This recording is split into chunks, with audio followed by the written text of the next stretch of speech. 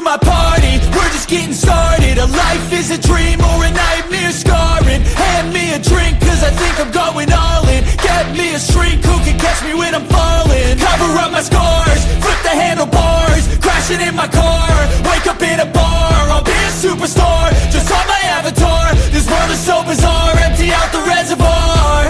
Yeah. 안녕하십니까. 아시아투데이 TV에서 보내드리는 라이브 방송 송국근의 현장정치 8월 6일 순서 시작합니다. 조금 전에 시작하기 전에 여러분들께서 소리가 안 나온다 말씀을 하셨는데 우리 상품을 좀 보여드리느라고 약간 시간이 좀 있었습니다. 지금부터 본격적으로 시작합니다. 자, 송국근의 현장정치는 지금 이 순간에도 여의도 그리고 용산 곳곳에서 벌어지고 있는 정치 현장의 생생한 뉴스들을 전해드리고 심도 있게 분석을 해보는 시간입니다. 오늘 이재명 전 민주당 대표가 갑자기 또 영수회담 타령을 했습니다. 전혀 뜻밖인데 그 전에 영수회담을 하자고 이제 윤석열 대통령을 졸랐죠. 총선 전에 한 7, 8번 졸랐는데 안 받아들였습니다. 윤석열 대통령이. 왜냐하면은 두 가지 이유죠. 하나는 영수회담은 구태다. 영수회담 운운하는 거 구태다. 그리고 또 하나는 지금 확정적 중대범죄자와 대통령이 회담을 가지면 이 검사나 판사들에게 잘못된 시그널을 줄 수 있다. 그러니까 영수회담 못해. 이렇게 잘랐죠. 자, 그러다가 총선에서 이재명이 이기고 나니까는 이재명이 이제 만약에 나를 만나고 싶으면 만나주겠다 이런 식으로 또 확 변했죠. 그리고 한번 만났는데 그때 모두 발언을 놓고 사전 합의를 다 깨고 모두 발언을 가지고 공개 안 하기로 했는데 공개하는 모두 발언을 장시간해서 또 이 판을 깨버렸습니다. 그런데 오늘 또 영수회담 타령을 했습니다. 뭐라고 했냐면은 지금 당대표 경선이란 걸 형식적으로 하고 있죠. 김두관 후보하고 같이 하는데 오늘 TV 토론회에 있었습니다. 후보 토론회에서 사회자가 지금 이 순간 가장 만나고 싶은 사람이 누구냐 이렇게 하니까 이재명이 윤석열 대통령을 다시 만나고 싶다. 그리고 뭐라고 했냐면은 전에도 잠깐 뵙기는 했지만 절박한 과제가 있어서 꼭 만나 뵙고 싶다. 이렇게 이야기를 했습니다.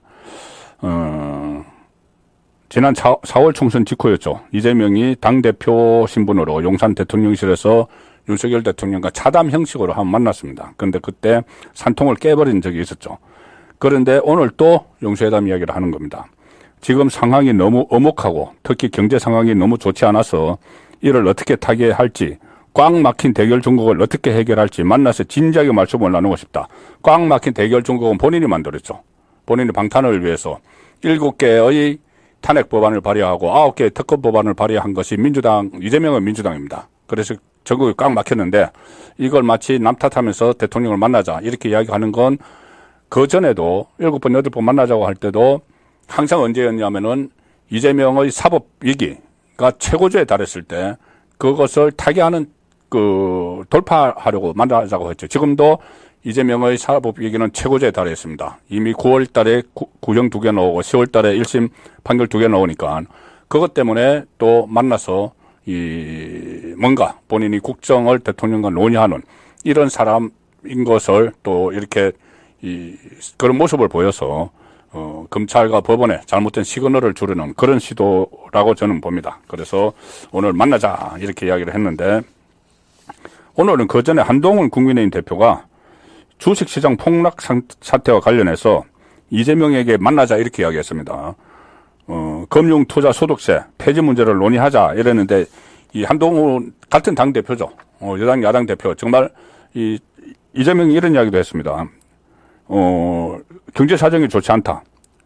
주식시장이 폭락을 했다. 그래서 대통령과 만나서 이야기를 하고 싶다. 그런데 여당 대표가 만나자고 한 거죠. 이 주식 폭락 문제 어제 일어났던 거기에 대해서는 이런 방구도 하지 않고 그냥 대통령과 만나자. 이렇게 하는 것은 결국은 이것은 또 본인의 정치적 목적이 있다. 이렇게 보입니다. 제가 이것을 모두의 설명을 이렇게 이재명에 대해서 드린 것은 자, 오늘의 또 시청 포인트가 이재명입니다. 요즘 모든 게 이재명으로 시작해서 이재명으로 끝나는 그런 시청 포인트도 오늘 이재명인데 썸네일에 제가 3단계 이재명의 흉계를 이야기했죠. 첫 번째는 특검, 무차별 특검법 발의를 해서 이 전국 주도권을 가져가려는 그런 특검이 하나 있고, 이 모든 것은 이재명의 방탄용입니다. 방탄을 위해서 이렇게 하는 거죠.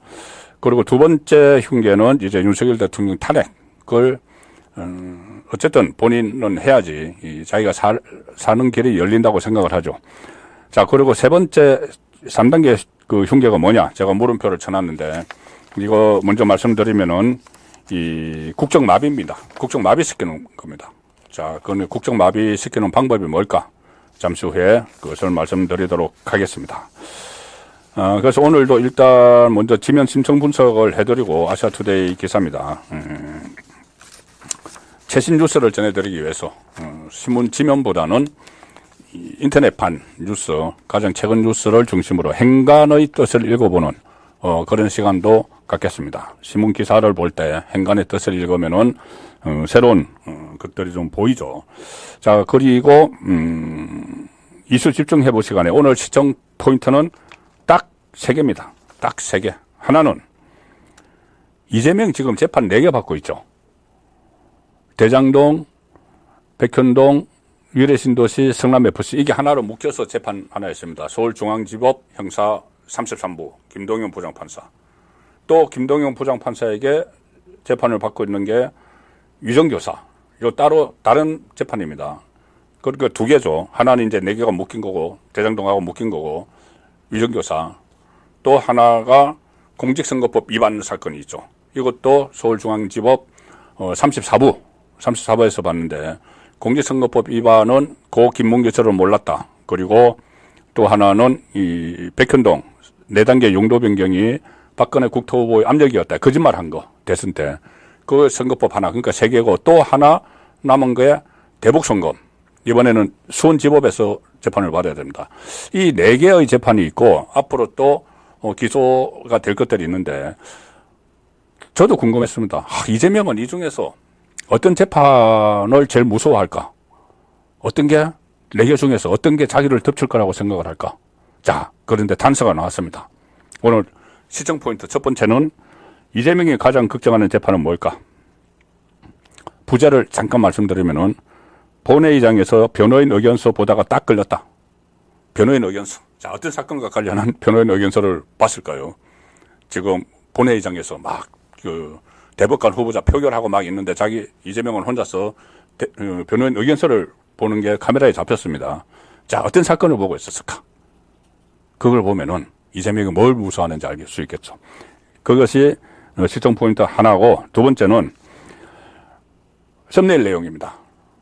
이재명이 국정마비를 시키려고 하는데 그 시기가 언제냐? 10월, 공교롭게도 1심 판결이 2개 나오는 10월에 딱 국정마비를 시키려는 엄용한 흉계를 꾸미고 있습니다. 자, 그것이 오늘 시청 포인트 두 번째. 세 번째는 이재명이 어제 법사위 간사죠. 김성원 커피 불러서 독대를 했는데, 자, 왜 그랬을까? 왜 법사위 간사를 불렀을까? 그것이 세 번째 관전 포인트입니다. 자, 기대해 주시고, 일단은 아시아투데이 기사를 먼저 소개를 드리겠습니다. 아시아투데이가 오늘 단독 기사, 그리고 일면 톱에 보도를 하고 이 사설열에서 관련 내용을 실었는데, 한 은행에서, 시중은행에서 일어난 이야기입니다. 정치 기사 위주로 제가 소개를 드리지만은, 일단 이 기사는 아시아투데이가 단독으로 보도를 했고, 또 사설에서 다룰 만큼 상당히 중요한 비중을 가지고 있기 때문에, 또 이것이 일종의 내부 비리를 고발하는 형태도 띄고 있기 때문에 이 기사를 먼저 소개해 드리겠습니다. 아시아투데이 일면 톡 기사입니다. 지면 기사입니다. 이 단독 보도, 유례 없는 휴대폰 검열, 우리금융입니다. 인권 침해 논란. 이건데 기사 내용은 이겁니다. 우리금융그룹이 우리은행을 포함해서 자회사 임직원 수십 명을 대상으로 개인 휴대폰 검열을 벌이면서 인권 침해 논란에 휩싸였다. 단독으로 취재한 기사입니다. 지금 우리 금융그룹의 회장이 이 임종용입니다. 금융위원장 출신이죠. 임종용 금융위원장이 취임을 하면서 임직원들의 입단속을 과다하게 하는 것 아니냐 이런 우려가 제기된다. 왜 입단속을 과다하게 하느냐. 지난 4월에 우리은행 행내 보고서, 은행 안의 보고서 영업점 팀 운영 개선안이 직장인 익명 게시판인 외부 블라인드에 유출이 됐습니다. 그렇게 되니 우리은행은 유출자를 색출한다 이 명목으로 관련성이 있다고 판단되는 영업점 직원 20여 명에 대한 특별조사를 단행을 했다. 그리고 20여 명에게서 휴대폰을 제출받아 검열했다. 우리은행은 이렇게 해명을 합니다. 사전에 동의서를 받았고 충분히 거부할 권리를 보장했다. 그러니까 문제가 없다. 이 휴대폰 검열을 했어도. 그렇지만 임직원 사이에서는 아니 이거 거부하면 불이익이 우려되는 상황에서 동의하지 않을 사람들이 어디 있느냐. 자, 그래서 상당히 우려를 하는 그런 이 목소리가 있습니다. 사생활 침해자, 인권 침해다 이렇게 지적하는 목소리가 나오고 있고 또 지난해 말에도 우리 자산 신탁에서 내부 정보 유출 의심을 받고 있는 직원에 대해 휴대폰을 제출받은 유사한 사례가 있었다. 개인 휴대폰에 대해서 디지털 포렌식을 진행할 수 있다는 사전 동의를 그때도 임원들을 대상으로 받았다. 자, 이 상황에서 또 사설, 다음은 아시아투데이 사설 내용입니다. 고객 손실 끼친 우리은행, 이번엔 직원들 인권 침해, 그 전에 라임 사태 같은 대형 금융사고로 고객의 재산을 손실을 하게 해서 금융당국으로부터 중징계를 받았던 우리은행이 최근 직원들을 대상으로 강압적인 휴대전화 검열을 한 사례가 밝혀져 비난을 사고 있다. 사설 내용입니다. 내부 직원뿐 아니라 일반 고객에 대해서도 불안전 판매, 횡령 등을 통해 고객에게 재산상의 손해를 가장 많이 끼친 은행 중 하나로 우리은행이 꼽히는데 국내은행 가운데 우리은행에서는 최근 10년간 임직원 횡령 사건이 최다 발생한 것으로 나타났다. 2년 전에 700억 원대 횡령사고에 이어서 최근 100억 원대 횡령사고가 발생했다. 자, 그래서 우리 금융의 직원에 대한 휴대전화 검열이 회사나 상급자의 강압적 업무지시에 따른 것이 아닌지 엄정히 가려져야 한다. 고위관료 출신의 최고 경영자의 권위적인 황제 경영 행태에서 비롯된 게 아닌지도 면밀히 살펴볼 필요가 있다. 자, 아시아투데이가 오늘 단독으로 보도하고 사설에서도 다룬 내용을 소개를 드렸습니다. 지금부터는 본격적인 현장 정치에 들어가겠습니다. 현장 정치, 따끈따끈한 소식 그리고 그 이면의 이 내용들을 하나하나 살펴서 소화를 시키도록 하겠습니다. 오늘 오후에 나온 기사입니다. 아시아투데이. 자, 장동혁 최고위원이죠. 장동혁 국민의힘 최고위원 10월에 헌재 마비설 헌법재판소 마비설 충분히 가능. 이진숙 탄핵 소추안 지연될 수도. 자, 갑자기 헌재 마비설이 나옵니다. 오늘 아침에 이게 중앙일보에서 보도가 된 내용인데, 자, 일단 기사 내용은 이겁니다. 장동혁 국민의힘 최고위원이 10월 헌법재판소 마비설, 나중에 제가 자세히 소개를 드리겠습니다. 10월 헌법재판소 마비설에 대해서 지금 야당 모습을 볼 때 충분히 가능하지 않을까 싶다. 그런 의도가 국민들께 충분히 드러나게 될 것인데 그렇게 되면 민주당을 향한 역풍도 만만치 않을 것이다. 이렇게 경고를 했습니다. 10월 헌법재판소 마비설은 일단 이겁니다. 10월 중순에 임기가 만료되는 국회 목 헌법재판관 3인의 후임자 지명과 관련해서 야당이 이를 늦추게 되면은 이진숙 방송통신위원장 탄핵안이 지연될 수도 있다는 우려 때문에 나온다. 자, 이 자세한 내용을 제가 잠시 후에 국정 마비를 시도하는 흉계가 이 안에 있다는 것을 행간의 뜻을 읽고 또 제가 나름대로 분석한 것을 보태서 그 이슈 집중 해부 시간에 전해드리도록 하겠습니다.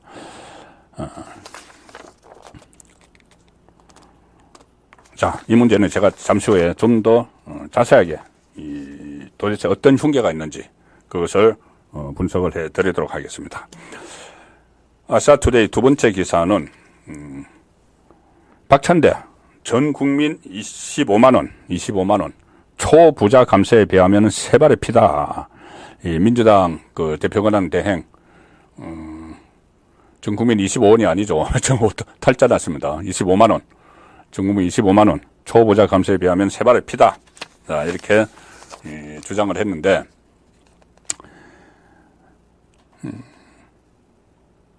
일명 전 국민 25만원 지원법, 민생회복지원금 지급특별조치법과 관련해 정부가 깎아주는 초부자들 세금에 비하면 세 발의 피다. 국민의힘이 불참한 속에 야당 주도로 국회 본회의를 통과시켰죠. 여당은 13조 현금 살포법이다 이렇게 하면서 즉각 대통령의 거부권 행사를 요구한다 이렇게 밝혔고, 그런데 박찬대는 민생회복지원금은 현금 살포가 아니라 민생을 살릴 심폐소생이다 이렇게 주장을 합니다. 과연 그럴까요? 민생을 살릴 심폐소생이 아니고 이재명을 살리기 위한 심폐소생으로 국민 세금을 가지고 퍼주게 하고 이 공원 자기들이 다 가져가려고 하는 것이죠. 여당이 아닙니다, 지금. 야당입니다. 그리고 입법부가 아니고, 행정부가 아니고 입법부죠. 예산 편성권은 행정부에게 있는데 그것을 침해하는 겁니다. 그리고 그 목적이 있고, 이게 또 얼마나 25만원 지원이 엉터리인지, 이게 다른 폐단이 얼마나 많은지, 그 부분도 제가 잠시 후에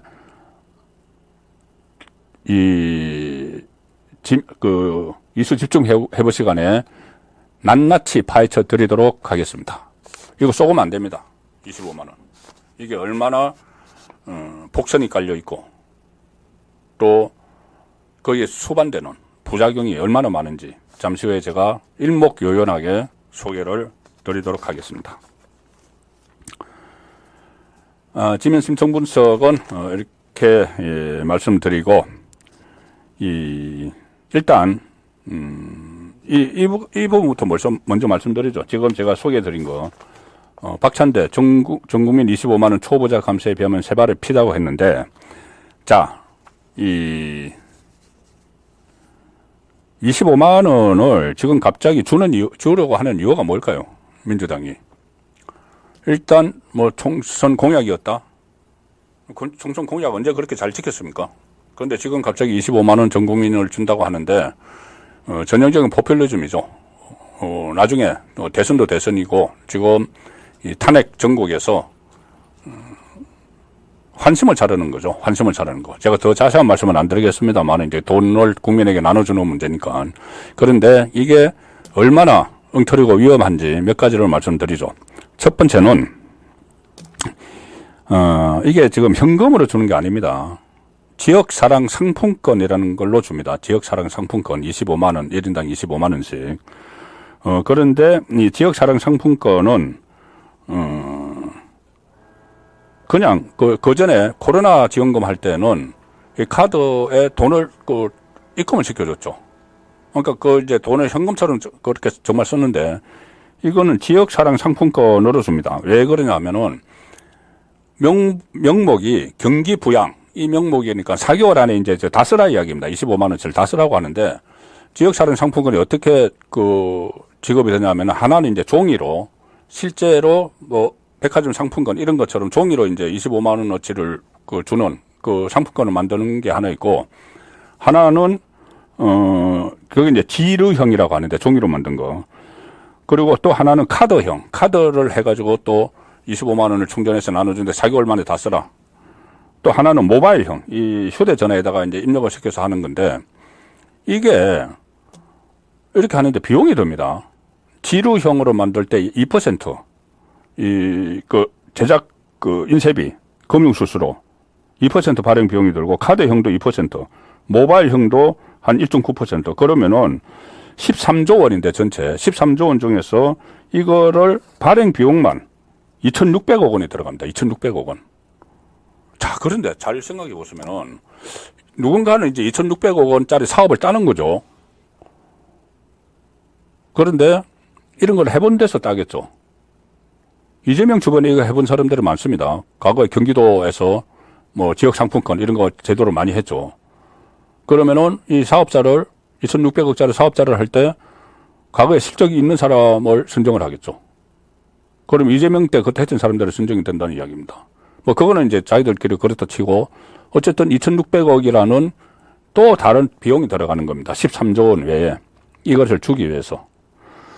그런 문제가 있고 또 하나는 이 지급 대상이 주민등록을 가진 한국 국적자 외에 영주권자, 결혼 이민자, 난민에게도 다 지급이 됩니다.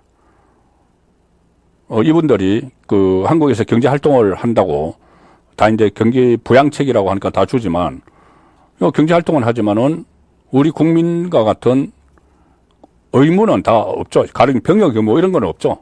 그런데 같이 일률적으로 다 준다는 겁니다. 이거 다 합하면은 영주권자와 결혼 이민자, 난민을 합하면은 난민이 36,000명이고 이 34만 8천 명 정도 되는데 25만 원씩 지급하면 이게 872억 원이 이쪽으로 가는 겁니다.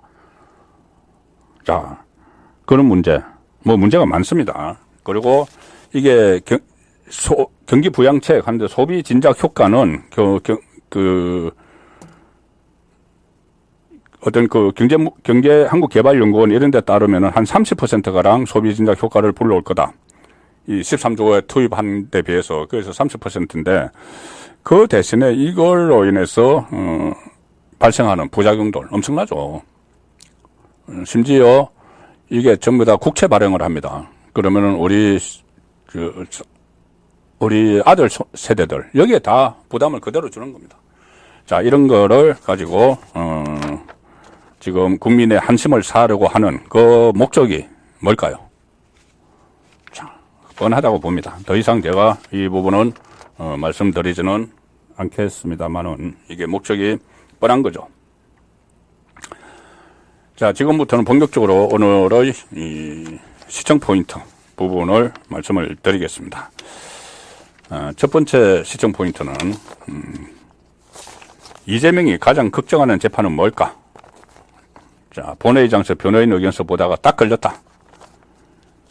이게 무슨 이야기냐면은 어제죠. 이재명이 어제 본회의장에 갔습니다. 본회의장에서 대법관 인준 임명 동의안 인사청문 보고서 그 채택 여부를 놓고 또 대법관 후보자도 표결을 하고 하는 과정이 있었죠. 거기서 이재명이 참석을 했는데 갑자기 휴대전화를 꺼내서 뭘 봅니다. 보는데 뒤에서 카메라 기자들이 딱 잡아보니까 그게 뭐냐 하면은 변호인 의견서입니다. 변호인 의견서. 변호인 의견서라는 내용을 국회 본회의장에 앉아서 그 긴박하게 막 표결을 하는 사이에 이재명이 보고 있는 거죠. 그 변호인 의견서, 그러면 조금 전에 말씀드린 그 4개의 재판 중에 어떤 재판일까? 제가 그 내용을 자세히 이 화면에 잡힌 것을 제가 확대해서 이렇게 몇 개 사진을 쭉 보니까는 거기 어떤 내용이 있냐면은 이게 있습니다. 정인 김진성에 대한 정인신문. 이런 내용이 있습니다. 그러니까 4개의 재판 중에서 저 본회의장에서까지 저렇게 앉아서 본 저 변호인 의견서는 바로 위정교사와 관련된 내용입니다. 그런데 지금 위정교사는 재판 끝났습니다. 재판 끝났고 9월 6일에 구형이 선고가 됩니다. 결심을 하고 구형이 선고가 되죠. 그리고 10월 초에 1심 판결이 나옵니다.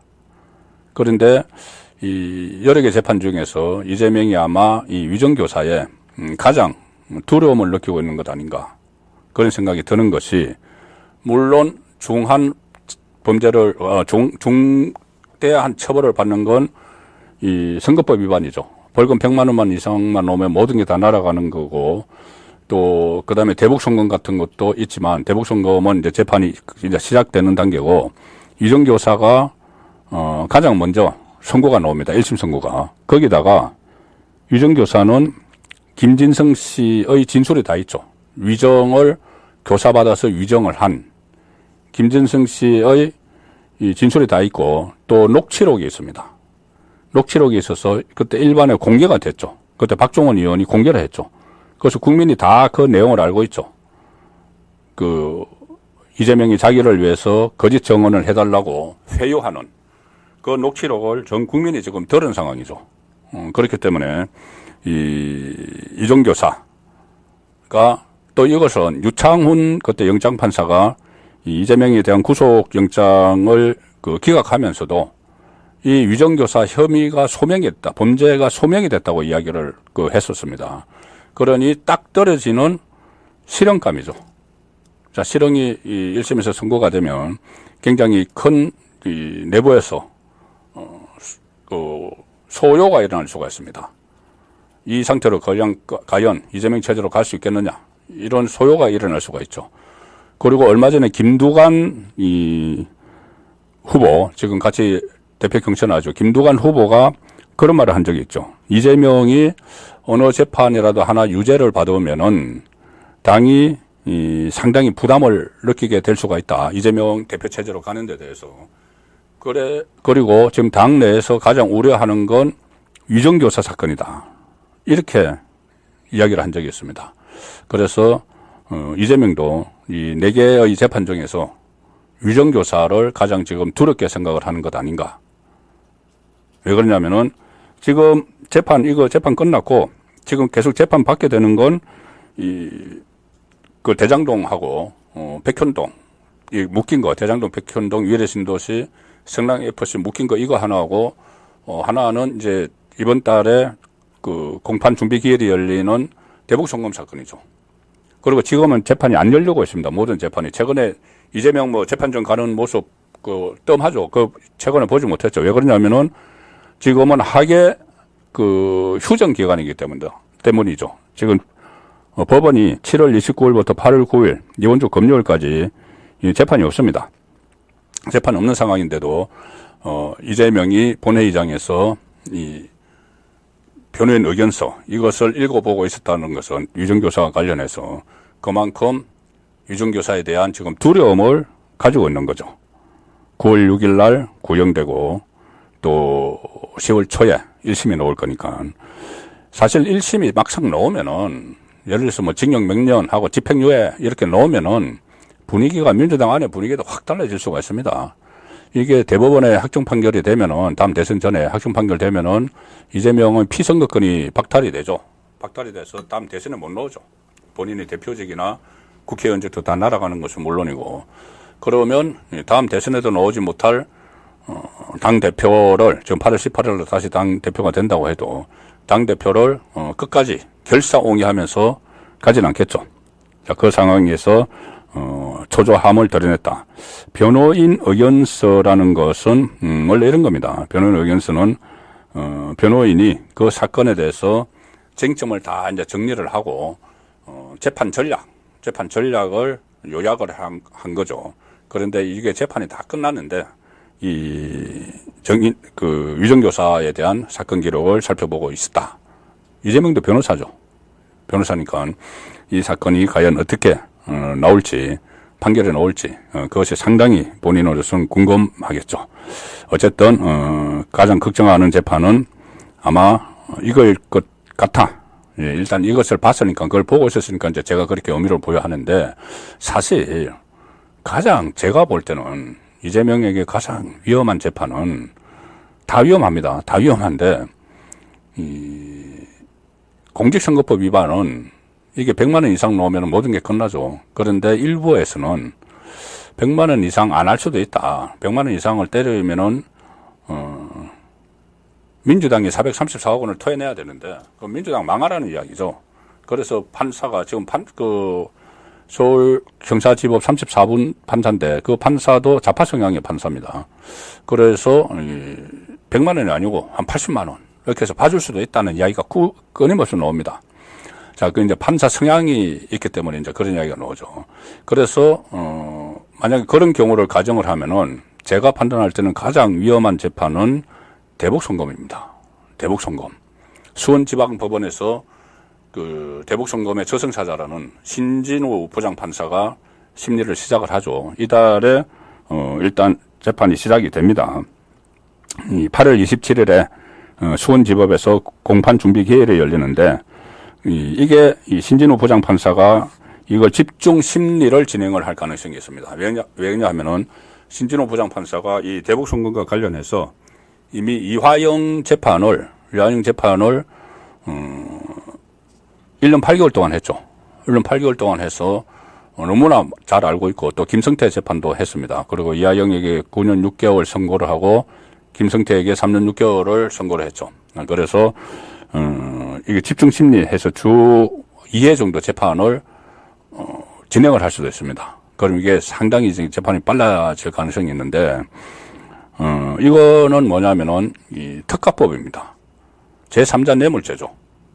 북한에 이재명의 방북을 위해서 그리고 경기도가 지원하기로 했던 스마트팜 사업비 이를 합해서 800만 달러를 준 거죠. 한 100억이 넘는 돈입니다. 그러면은 1억 원 이상이면은 특가법인데 뇌물죄가 이 특가법으로 하면은 법정 형량이 유기징역은 징역 10년 이상 아니면 무기징역을 선고하도록 되어 있죠. 그래서 이재명으로서는 이 재판이 가장 사실상 들어올 거다. 근데 이건 좀 시간이 있으니까 아직 시작이 안 했으니까는. 그런데 이 신진우 부장판사는 아시다시피 이화영, 김성태에게 중형을 선고를 했고 또 그 전에 은수미 성남시장 이재명의 후임 은수미 성남시장을 정치자금법으로 법정 구속을 한 판사입니다. 법정 구속을 했고 대장동 김만배에 대해서도 처음으로 실형을 선고한 그런 판사이기 때문에 이재명이 이 재판을 수원지법에서 받지 않고 대장동과 엎어달라고 신청을 했었죠. 엎어서 그 재판을 받겠다고. 그런데 그걸 대법원에서 기각을 했습니다. 기각을 해서 지금 수원지방법원까지 가서 재판을 받아야 되는 이 상황인데, 그러니까 그 대북 선거음에 대해서 지금 상당히 초조한 상황입니다. 그 이재명은 얼마 전에 사상 초유의 일이 있었죠. 며칠 전에죠. 며칠 전에 민주당이 이 대북 송금 사건을 수사를 하고 기소를 한 검사, 이 서현욱 검사, 서현욱 부장검사를 공수처에 고발을 했습니다. 대북 송금 사건을 수사하고 기소한, 앞으로 공소 유지를 해야 될 서현욱 부장검사를 공수처에 고발한 이유가 뭐냐? 공소장을 허위 내용을 기재했다. 그래서 공수처에 고발을 했습니다. 이건 사상 초유의 일이죠.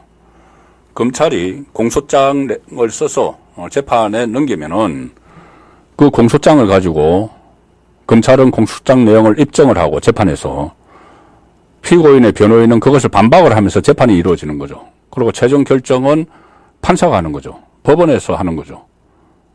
그런데 그러니까 만약에 허위 사실을 공소장에 썼으면은 그건 판사가 판결해야 됩니다. 그 재판에서 판사가. 그런데 이걸 재판이 시작되기도 전에 공소장을 쓴 검사를 고발을 한 겁니다. 이건 무엇보다도 상권 분립 위반이죠. 뭐 이런 일이 한두 번이 아닌데 법원에서 다퉈야 될 문제를 공수처에다가 고발을 한 거죠. 자, 그러고 이렇게 되면은 앞으로 공소 유지를 해야 될 검사를 급박하는 거죠.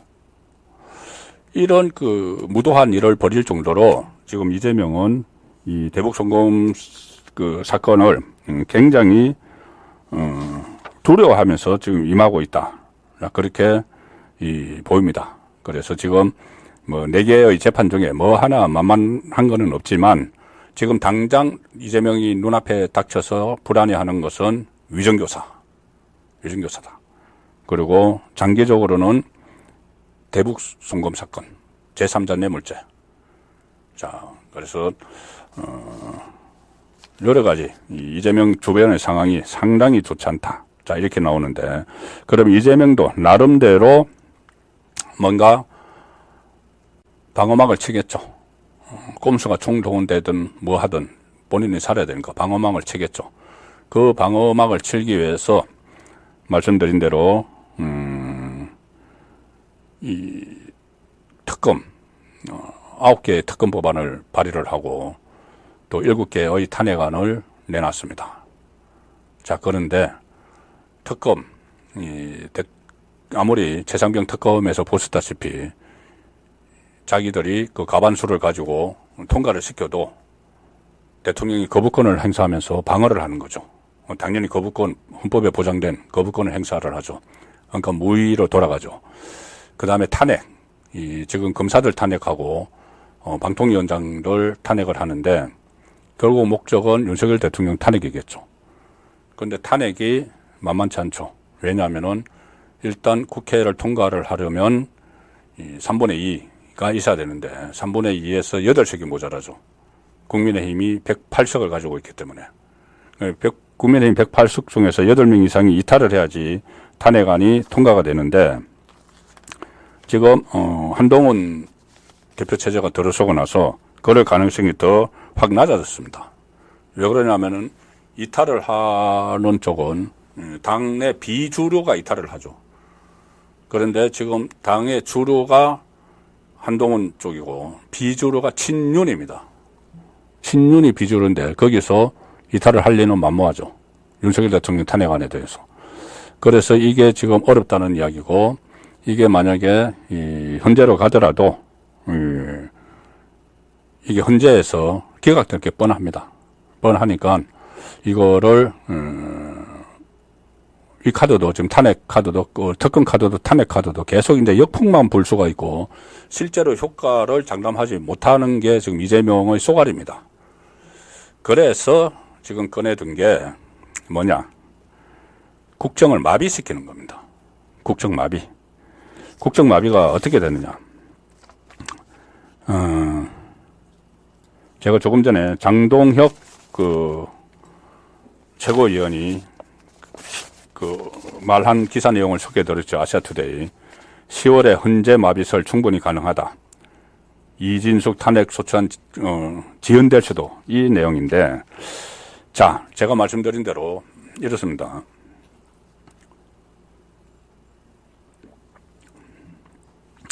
특검 법안이 탄핵 법안이 발의가 되면은 이제 민주당이 과반수니까, 그러니까 대통령은 3분의 2 해서 선제로 넘어가지만 일반 공직자는 과반이죠. 과반이니까 다 헌재로 넘어가죠. 지금 이진숙 방송통신위원장이 탄핵안이 통과가 돼서 직무가 정지가 되고 헌재로 넘어가 있죠. 헌재 심리를 합니다. 지금 뭐 검사들도 전부 다 한다. 강백신, 김영철, 박상용, 어미중 검사. 다 지금 발의를 해서 통과를 시키겠다는 건데, 그러면은 그 다음 단계는 이제 헌재에서 심리를 합니다. 헌재에서 심리를 하는 동안 직무가 정지가 되죠. 그 직무 정지를 목적으로 해서 탄핵을 통과시키는 겁니다. 이재명을 수사하고 기소했던 검사들은 공소유죄를 하지 못하도록, 또 강백신 검사 같은 경우는 공소유죄도 하고 성남지청의 차장검사로 가서 이 정자동 사건도 수사를 하고 있습니다. 그럼 직무가 정지가 되면은 수사를 이제 못하게 되죠. 그걸 노리는 겁니다. 방통위원장도 마찬가지고 직무 정지가 돼서 식물 방통위를 만들어 버리고 뭐 이런 것을 노려서 하는데, 자, 헌재에서 이 기간이 정해져 있습니다. 6개월 내에 심리를 마쳐야 됩니다. 그러니까는 다르게 말씀드리면은 직무 정지 기간이 최장 6개월이죠. 6개월 내에 심리를 마치도록 되어 있으니까.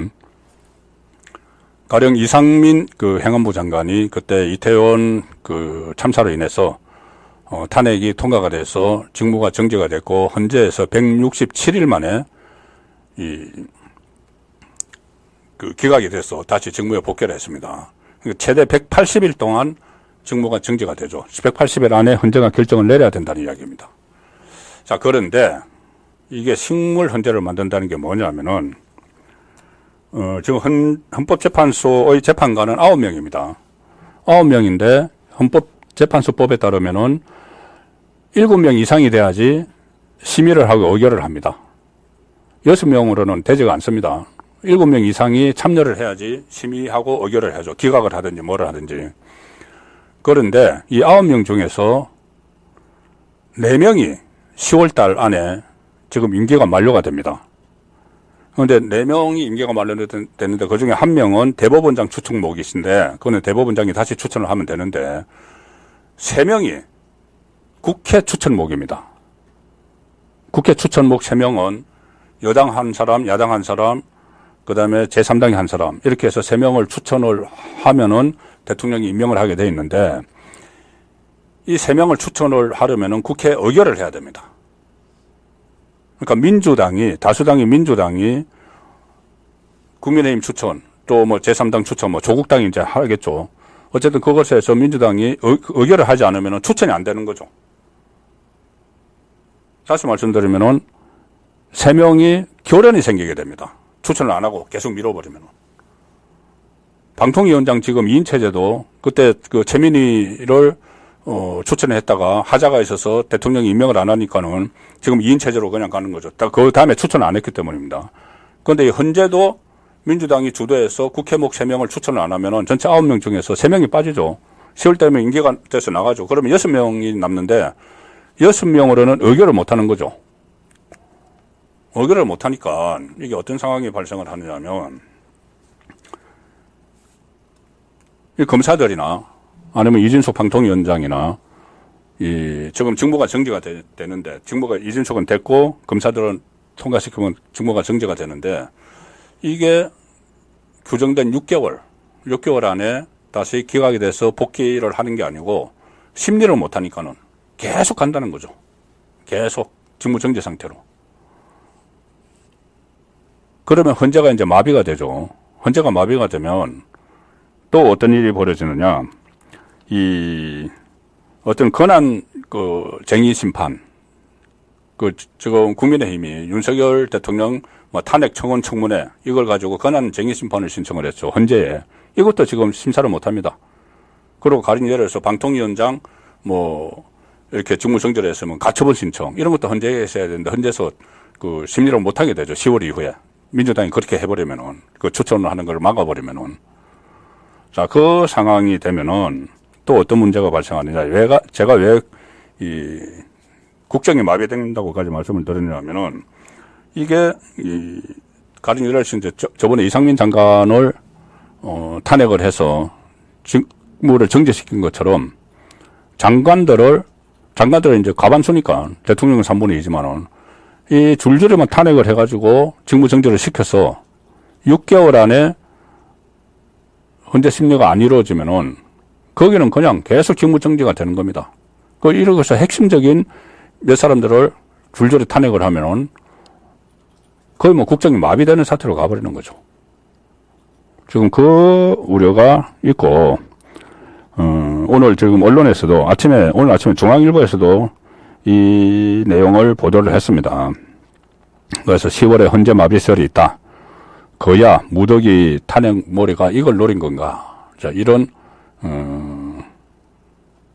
분석 기사까지 나올 정도로 어떤 흉계가 지금 눈에 보이는 상황이죠. 뭘 노리고 이거 하는지 이제는 거의 보이는 겁니다. 왜 그렇게 특검을 하는지, 최상병 특검 같은 거는 의도가 뻔하죠.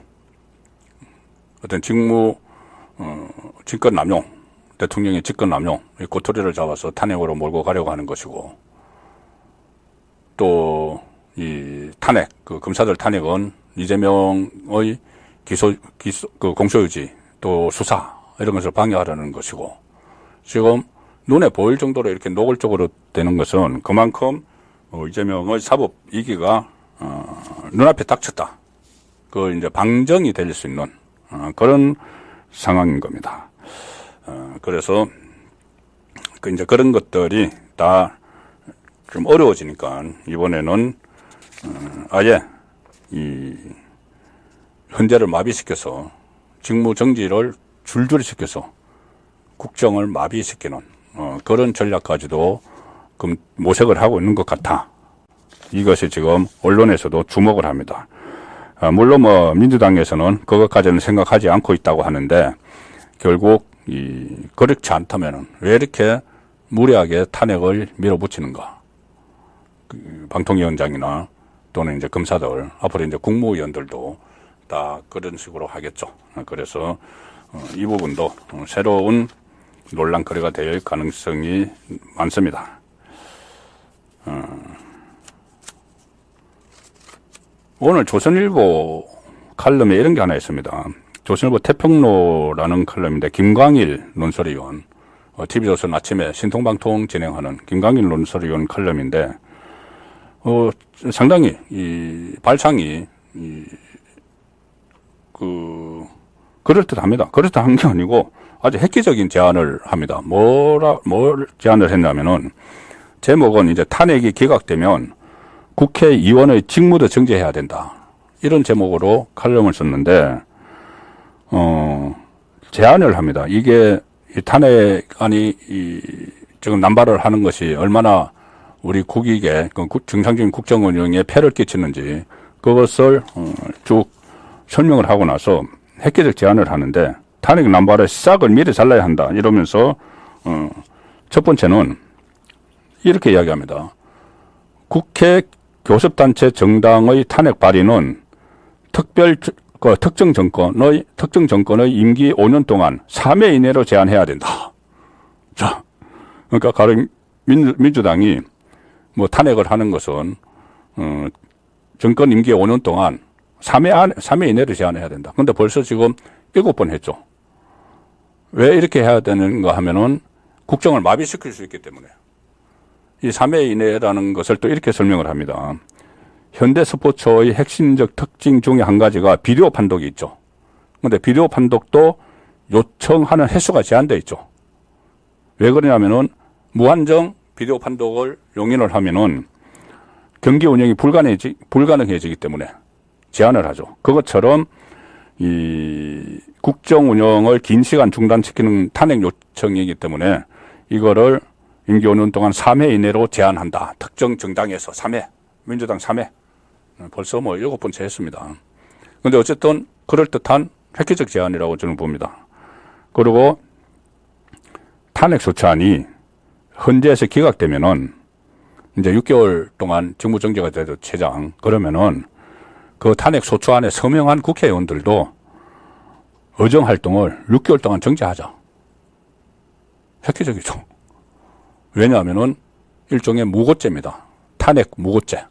탄핵거리가 안 되는데 정치적으로 탄핵을 해서 무고를 했기 때문에 이걸 형사처벌을 할 수는 없지만 국회의원 자격도 6개월 동안 정지하자. 물론 세비 주지 말자. 자, 그런 제안이 나올 정도로 지금 민주당이 남발을 하고 있기 때문이죠.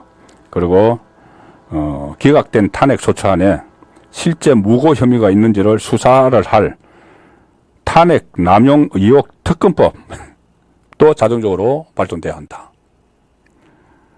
그리고 다음 개헌 때는 국회 해산 절차를 부활시켜야 한다. 자, 언론 칼럼에 이런 내용이 실릴 정도로 지금 탄핵 이 사안은 상당히 중요하게 봐야 됩니다. 이게 그냥 단순히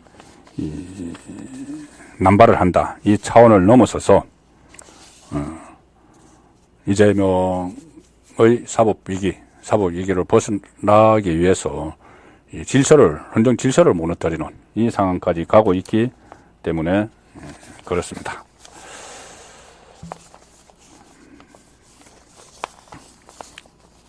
예, 그리고 오늘 그 이슈 제가 말씀드리는 시청 포인트. 자, 세 번째는 이겁니다. 이재명이 법사위 간사 김성원 급히 불러서 독대한 까닭은 도대체 뭘까? 김성원 법사위 간사, 민주당 간사죠. 판사 출신이죠. 판사 출신인데 과거에 국회의장이 마음에 안 든다고 GSGG 욕설이죠. GSGG라고 쓴 그 국회의원이 지금 그 법사위원회 민주당 간사를 하고 있습니다. 정청래가 법사위원장으로 있으면서 이렇게 마구 흔들고 있는 그 법사위 간사를 하는데 얼마 전에 김성원이 SNS에 이런 거를 올렸죠. 참 어처구니 없는 글이었는데 뭐냐면은 이렇게 썼습니다. 민주당이 검사 4명을 그 탄핵 그 소추안을 발의한 데 대해서 판사 출신이라는 사람이 뭐라고 썼냐면은 일단 탄핵은 그 업무상 중대하게 헌법이나 법률을 위반했을 때 탄핵을 발의를 하고 하는 거죠. 그런데 검사 4명 이제 그런 게 없으니까는 이 말이 많은데 여기에 대해서 이렇게 썼습니다. 조작과 협박으로 이재명 대표님과 가족 그리고 동지들을 괴롭힌 무도한 정치검사들의 죄상을 낱낱이 밝히겠다.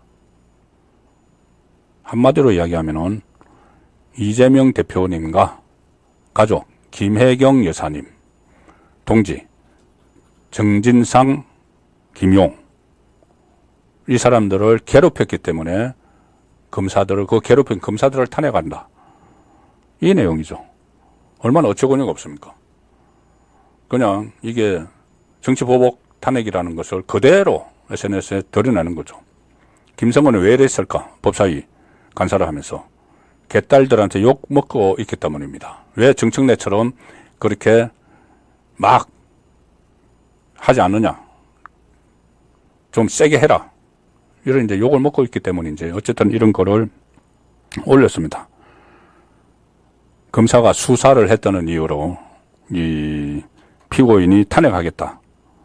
이 듣도 보도 못한 일이 지금 뭐 벌어지고 있는데, 자 그러면 지금 사진이 나오는데 그 옆에 이재명은 자 이재명 김성원이 이재명 대표님 괴롭혔기 때문에 저희들이 괴롭힌 검사들을 탄핵을 하는 거예요.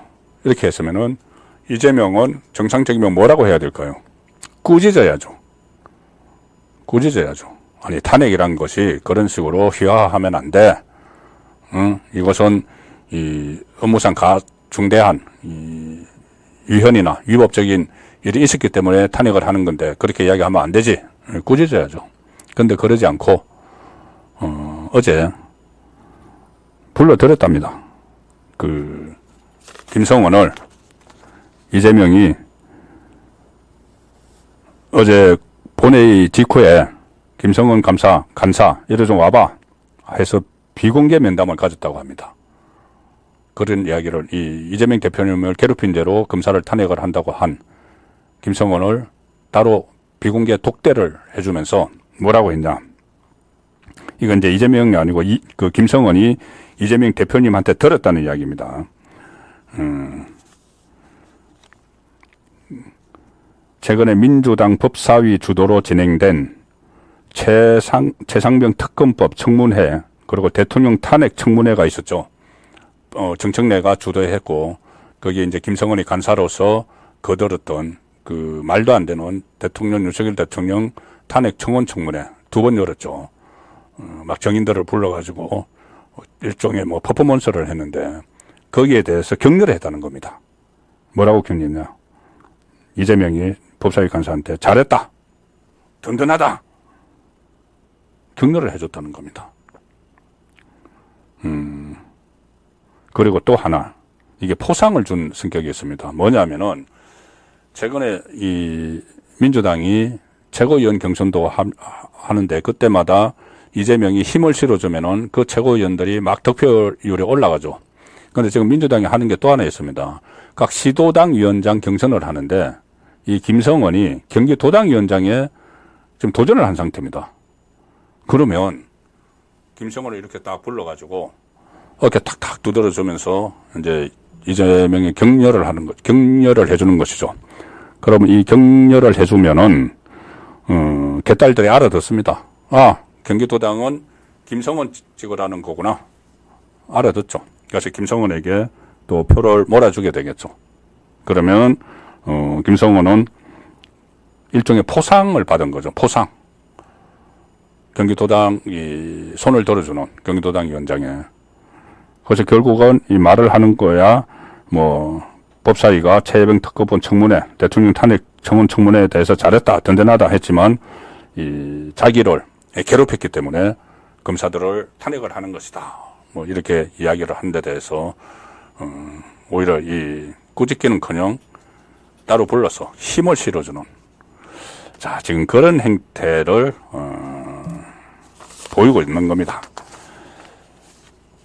이 모든 것이 이재명 살리기의 일환인데 그래서 상당히 국회가 지금 엉망이죠. 상당히 답답하실 겁니다. 근데 이게 얼마 안 남았습니다. 이게 왜 얼마 안 남았냐 하면은 이재명의 이 사법 리스크 그리고 정치 리스크가 저는 지금 동시에 벌어지고 있다고 봅니다. 사법 리스크는 말씀드린 대로 9월에 구령이 2개가 나오면은 이거 분위기 달라질 수 있습니다. 최근에 호남에서 이 당대표 경선을 하는데 투표율이 22.64%에 머물렀죠. 그러니까는 관심이 없다는 거 하나고, 이재명에 대한 관심이 떨어졌다는 거 하나고, 이재명에 대해서 지지를 하지 않는 겁니다. 그 호남을 중심으로, 민주당의 핵심 텃밭인 호남을 중심으로. 자, 이것은 뭐냐면은 그만큼 이재명의 사법 리스크가 눈앞에 있다는 것을 깨닫기 시작을 했다는 거죠.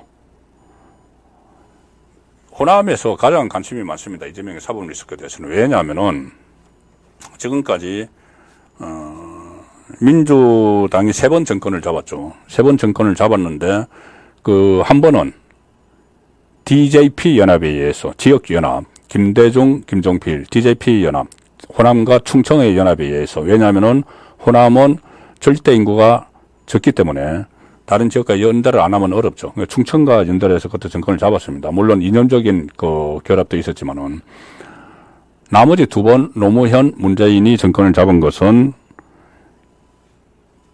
호남의 지지를 받는 영남 후보였죠. 호남의 지지를 받는 영남 후보. 그래야지 영남에서도 어느 정도 표가 가져갑니다. 특히 더 정확히는 호남의 지지를 받는 PK 후보였죠. PK 후보. 그래서 2번을 성공을 했습니다. 지난 대선에서도 호남의 지지를 받는 영남 후보로 이재명이 선택이 됐는데, 이재명은 졌죠. 그러면은 이 대선 후보 경선에서 절대적인 힘을 가지고 있는 호남 세력이 다음에 또 이재명을 선택을 해줄 것인가? 저는 그렇지 않다고 봅니다. 벌써 이재명은 호남에서부터 손절되기 시작했다. 그게 지난 주말에 있었던 이 20%대 투표율. 거기에서 그대로 반영이 됐다고 보는 거죠. 호남은 벌써 이재명을 손절하기 시작을 했다. 호남이 제일 먼저 손절을 한다. 그러면 이제 이재명의 정치적 실각은 눈앞에 와 있습니다. 손절을 하는 이유는 다음 대선에 나가지 못할 정도로 피선거권이 박탈될 가능성이 많다는 것을 호남 유권자들이 알아차린 거죠. 지금 뭐든지 대선 전에 대법원 확정 판결이 나오지 않도록 하는 것이 이재명의 전략이지만 그것이 이미 무너지고 있다는 것을 다 압니다.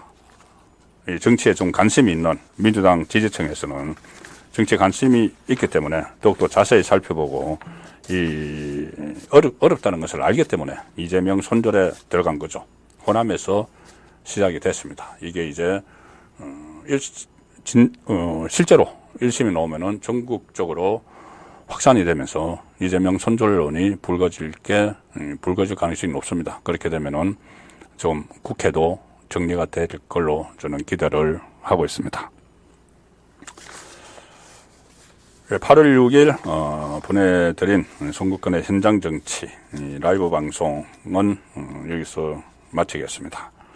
늦은 시간까지 시청해 주셔서 고맙습니다.